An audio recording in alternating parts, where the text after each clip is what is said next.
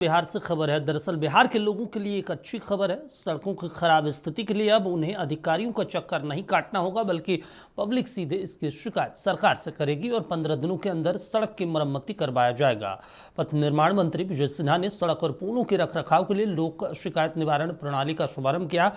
इस दौरान विजय सिन्हा ने कहा, शिकायत के लिए कॉल सेंटर की स्थापना की गई है। कॉल सेंटर के माध्यम से लोग शिकायत दर्ज करा सकते हैं। साथ ही कॉल सेंटर के माध्यम से सड़क के रखरखाव की पूरी मॉनिटरिंग भी होगी। विभाग के अंदर एक क्रांतिकारी परिवर्तन की शुरुआत बिहार के माननीय मुख्यमंत्री नीतीश कुमार जी के नेतृत्व में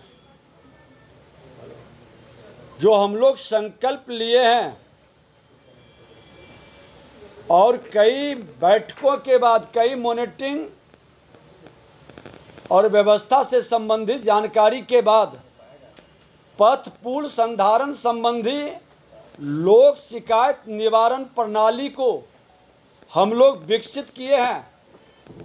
आपको जानकारी दे दें कि लगभग 13,431 किलोमीटर का OPRMC से हम लोग मॉनिटरिंग करते थे। ये मॉनिटरिंग